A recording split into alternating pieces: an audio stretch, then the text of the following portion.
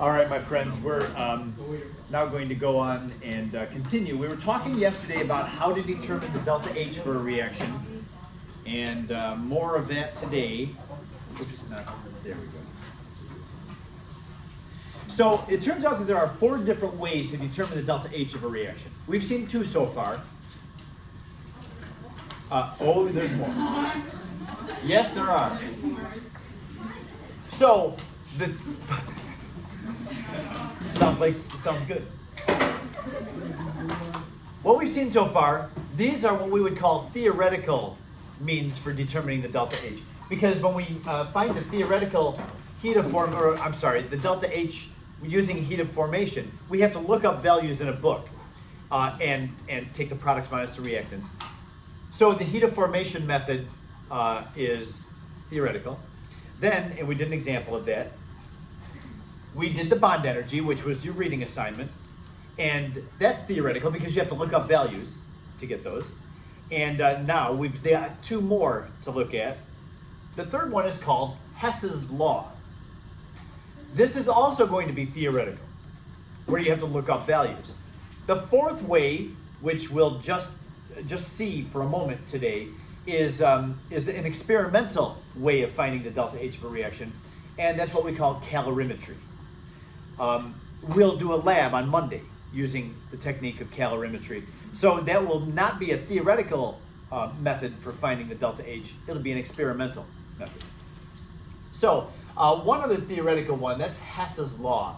And I'll just start with Hess's Law by saying Hess's Law is one of those things in chemistry that I've always very much enjoyed. Like redox balancing, I have just a special place in my heart for Hess's Law. Those 2 processes remind me of one another because, once again, it's kind of like a puzzle that's being put together. And you'll see how that is. Now, I don't know if you'll have any connection with redox balancing or not. The process that we use is not like redox balancing, but the way things fall together is just kind of satisfying to me with Hess's Law. So I think that you'll find Hess's Law to be quite easy. I don't ever hear people say, oh man, I did well in everything in thermochemistry except for Hess's Law. Nobody ever says that. So anyway, here's what we do. It says, Hess's Law, if 2 equations are added together, 2 chemical equations are added together, the overall delta H of the resulting reaction is the sum of the delta H's of the 2 equations that got added together. So I have an example in the middle of this slide. Let's take a look at this example first. So for this reaction, nitrogen plus 2 oxygens yields 2 NO2s. This reaction is actually a 2-step reaction, and both steps can be done independently of one another. So this is our overall reaction. If we want to know what the delta H of this reaction is, of course, we could use the 2 processes that we've learned already. You could go to the appendix of the book, take the heat of formation values, products minus reactants, you get the delta H of this. Or look up the bond energy value and take the, breaking bonds is positive, forming bonds is negative, find the delta H that way. But you can also use this strategy or methodology. This reaction happens in 2 different steps. The first step, we have nitrogen and 1 oxygen molecule making NO molecules, 2 of them. This reaction has a certain delta H value. This chemical equation is called a thermochemical equation because it's got the chemical equation on it, like what's going on with the rearrangement of atoms, and it's got its delta H value. So if I talk about thermochemical equations, that means that you've got a chemical equation with its delta H given. Now, not only can we measure the delta H of this first reaction that makes just NO. This is not this overall, because the overall equation is making NO2. The second equation to actually produce the NO2 is going to involve 2 NO molecules, the same 2 that were made in this first step, reacting with another oxygen molecule. And it makes NO2s. So what happens is, and the second equation has a delta H value as well. We see that the first equation is endothermic, the second equation is exothermic. if we add these two chemical equations together, they will add up to the overall balanced equation. So let's see, if we do that, notice what happens here. Add these two, just like we're adding two half reactions together. Now these are not half reactions, but they are two chemical equations that have something in common. They can be added together. So when they're added together, the NOs that were produced cancel out with the NOs that were used up in the second step. So those just get canceled out. Now the O2s, we have O2s in both equations as well, but they're both on the same side of the arrow. They're both in the reactant side. So they don't cancel out, they actually get added together. So the overall equation would be N2, there it is, plus two O2s, there they are, yields two NO2s, and that's them. So this overall balance equation is the equation that we wanted the delta H value for. Now what is the delta H? Since we added these two chemical equations, we can just take those two equations, delta H's, and add them together as well. Positive 180 and negative 112 added together gives us positive 68. That would be the delta H of this overall reaction. So we can use Hess's law to, if we know two delta H's of two reactions, if we add those two equations together, then we can add the delta H's, and the overall equation that we get at the end will have just the sum, the delta H equal to the sum of the two delta H's. This can be done. Hess's law works because enthalpy is a state function. It doesn't matter how a reaction gets from reactants to products. The reaction can go through all the steps it wants to. The delta H will be the same no matter what pathway it takes. So that's the legitimacy of Hess's law. Now here, just in case you're wondering, there he is. He's German, and his first name is Germain. That's just a coincidence, I'm sure. Germain Hess. Now, Hess's law isn't always as easy as this. You don't always have equations written so that you can just nicely add them together, unfortunately. Sometimes Hess's law becomes challenging. But to accommodate the challenges that we get with Hess's law, there's a couple of things that you can do to manipulate a chemical equation to be able to use Hess's law. And those things, those different manipulations that we can use are these. It says, number one, if a reaction is reversed, the sign on the delta H gets reversed as well. What I mean by that is this. If you look over here at this chemical equation, we determined that this chemical equation would have a delta H of positive 458, right, from the reading quiz. If we turn the reaction around, which is what that first bullet point is saying, if we reverse the reaction, we cause NCl3 to decompose into those two. The delta H will be the same value, but the sign will be flipped. So if we're decomposing NCl3 into those things, that will give off 458 kilojoules. So, yeah, that's the first bullet point. Sometimes you'll need to flip a reaction around, and if you do that, you just change the sign of the delta H. Same amount of energy, it's just going out instead of coming in, or it's doing the reverse of whatever it was doing before. The second thing is, if you have to multiply some multiple through a chemical equation, then you would do the same multiplication to the delta H value. So if I took this equation, which has a delta H of 458, if I multiplied all the coefficients by 2, if I doubled the amount of nitrogen and chlorine and got twice the amount of NCl3, I would double the amount of heat involved in that too. So whatever the delta H was, I would multiply that by the same multiple. That's what the second bullet point says. So with that, I want to give you a couple examples of Hess's law. The first one is a complete Mickey Mouse example, but I'm going to do it anyway just to give you an idea of the way we use Hess's law. Now, I've got a term here, well, a couple of terms. If we're given these two equations, thermochemistry chemical equations, graphite oxidizes an oxygen to make CO2. It has a delta H of negative 394. If diamond, did you know diamond is a pure form of carbon? Yeah, diamond is pure carbon. Not just pure carbon, but carbon that has been exposed to real high temperature and high pressure, and it makes a very specific crystal arrangement. Diamond is like nature's most perfect crystal that nature can possibly make. Pure carbon, and it's quite impressive. So anyway, diamond can actually oxidize with oxygen. It's not likely to happen. It's got a real high activation energy, so don't expect it to just happen overnight. Good thing. But yeah, carbon plus diamond plus oxygen yields CO2. That has also a similar delta H. Not quite the same, but a similar delta H. So given these two equations, what would be the delta H of this reaction? How much energy is given off or taken in when as graphite changes into carbon as diamond? So just a couple of terms that I'm going to be using. The things that are given, I will call the given equations. Creative name. This thing right here, I call the target equation. We manipulate and add together the given equations to get the target equation. That's what we do with Hess's law. If you take the given equations, they're probably not going to be written so you can just add them together the way they are.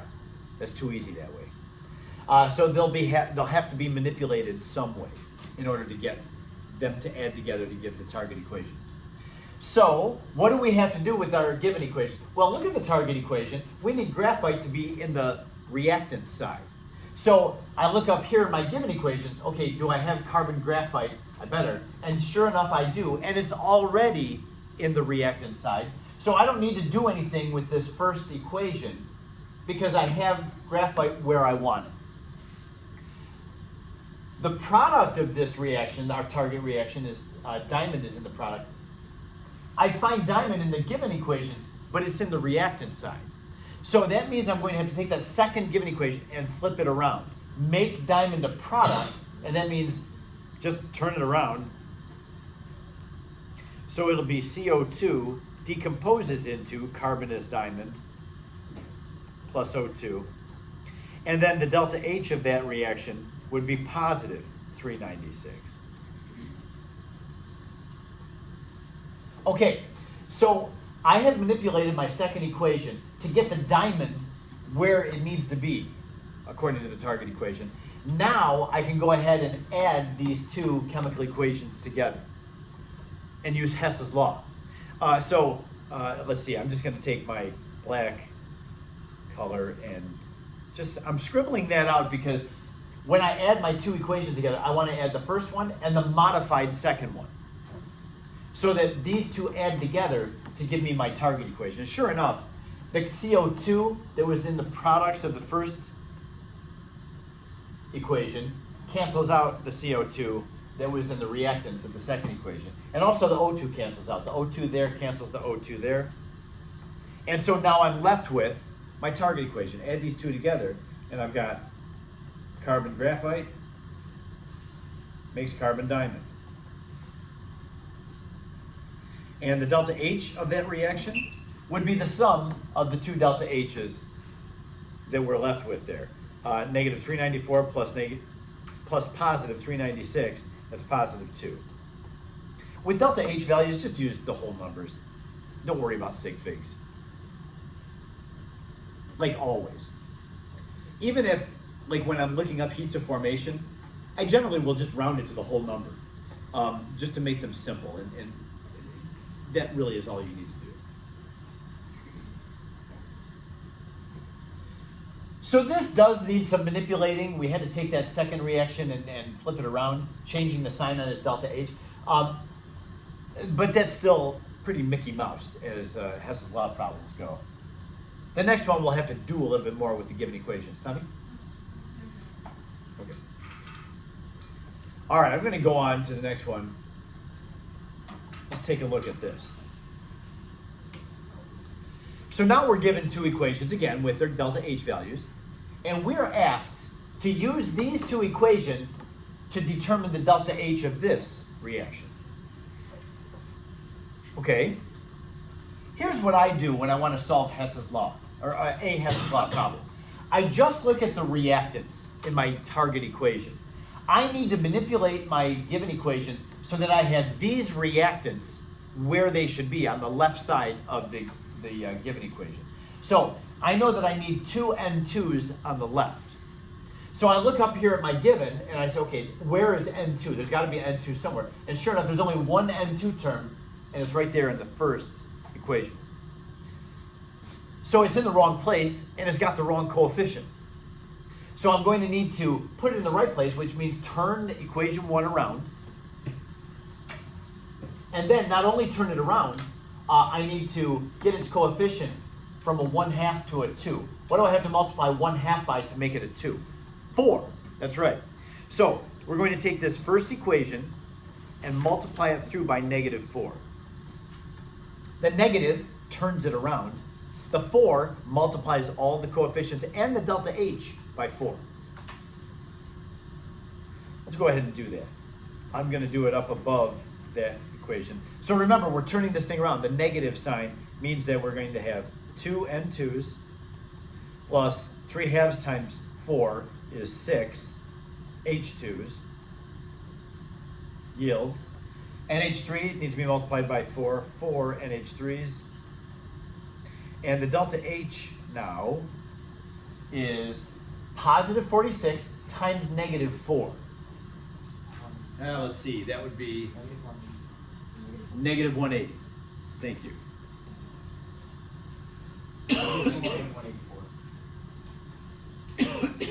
Is it 184? Yeah, 6 times 1, 6 times 4 is 1. Got it, yeah. Okay. Now that has gotten my given, I only had one N2 in my given equations, so now I have it in the right place with the right coefficient. It's on the left side, it's got a 2 coefficient. My other reactant in my target equation is 6 waters. Well, I look up here at my given equations, and I only see one water term, but it also is in the wrong place. It's in the product, but it needs to be in the reactants. So I take the second equation and turn it around. Not only do I turn it around, I need to multiply by 3 to make the coefficient a 6. So that second equation gets multiplied through by negative to turn it around, and then 3 to get it the right coefficient. So let's do that. I'll do that underneath this thing. And turning it around is going to give me 6 waters yields 2 H2s times 3 is 6 hydrogens. And then 1 O2 times 3 is 3 oxygens. And my delta H now is negative 484 times negative 3. So let's see, this is 1500 minus 48, right? 1452. Positive.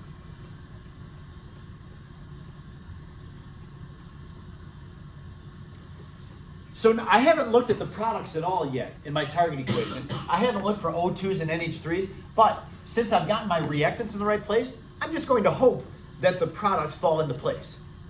Without even looking at them or trying to get them in the right place, I just tried to get the reactants in the right place. And so now we have to add these blue equations together. Add blue equations, that's why I color coded this.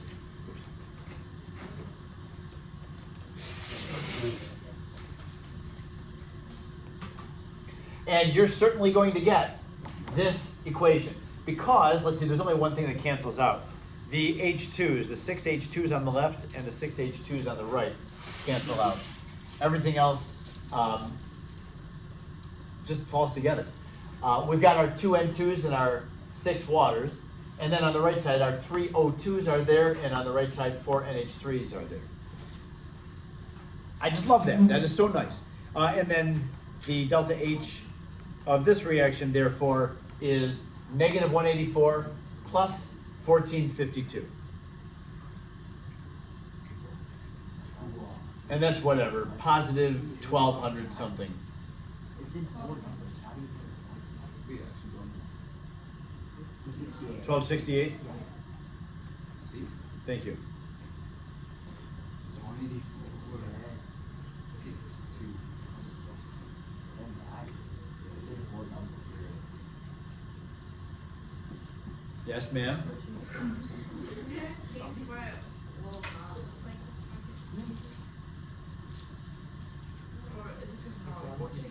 Is there a case where your products won't just fall into place?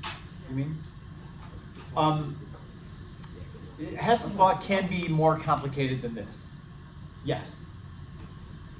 But sometimes you'll get more than 2 given equations. You'll be given, like, I think one of the exercises has 5 given equations. You've tried them and there aren't any?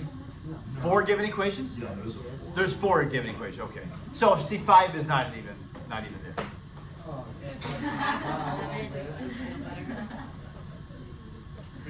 So it is possible, yeah, that you'll have to do more manipulating than what I've done here. I don't know. You might find that you like it. I'm just gonna put it out there. Yes, Tavi? Is it possible that we can You can manipulate what? like, is it possible we can manipulate the Yeah, in reality, yes. like in this class? Yes. Like, could there be a problem where you can't manipulate it? Or you can't? Oh, I misunderstood you. I'm sorry. No, everything will. All the problems that you do are going to wind up like this, where there's nothing that's going to be impossible. They'll all be possible. Yep. So those are our 3 theoretical methods for finding the delta H of a reaction. Everett? Will you always be given a target equation? Yes, you have to be. Yeah. Yep. So you know what to do with your given equations. Sure. Yep. Okay. Now hold on a second. There may be questions that will say,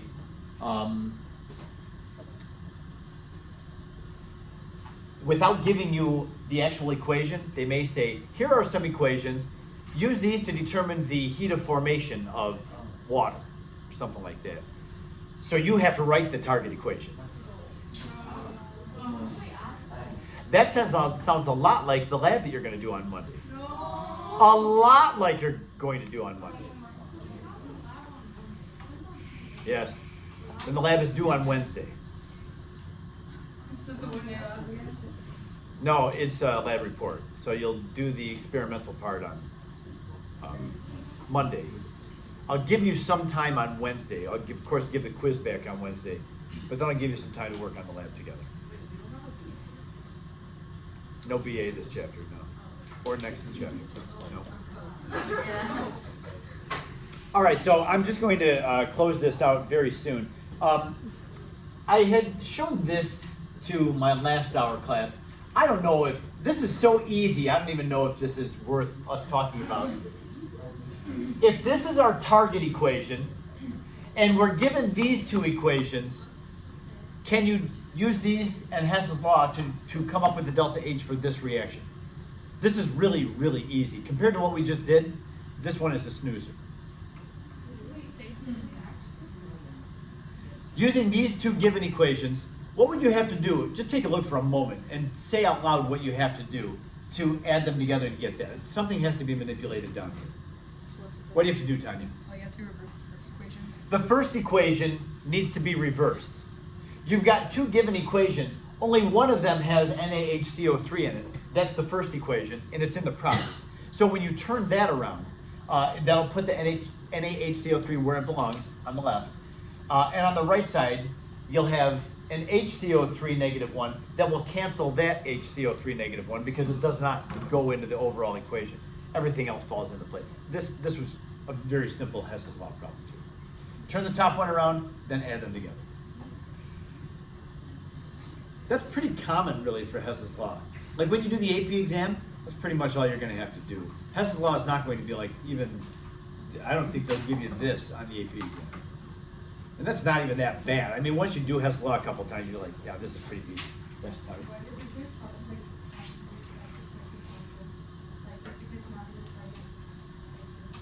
No, they have to. The things that aren't in the target equation must cancel out. I think that's the challenge in that one that has 4 given equations in the homework is you'll be able to get the reactants where they are, but you'll have something in your, when you add them together, that's not canceling out, so you'll have to use other equations to get them in there. Yeah, just be patient. Be patient. You might find you like it. So if you're given more than 2 weeks to do the first two and then do the No, I would say just be guided by your target equation. Just make sure that you can take them in the given equations and make sure you can get these where they are. But it's possible that you're not going to get the products that are in the target equation, and then you have to do a little bit more manipulating of your other given equation. Just be patient with them.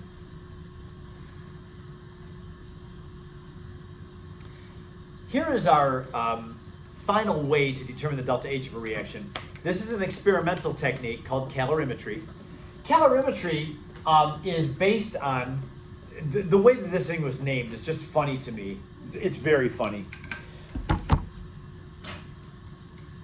Physicists, scientists over the years started recognizing that there were certain laws that all thermodynamics adhered to.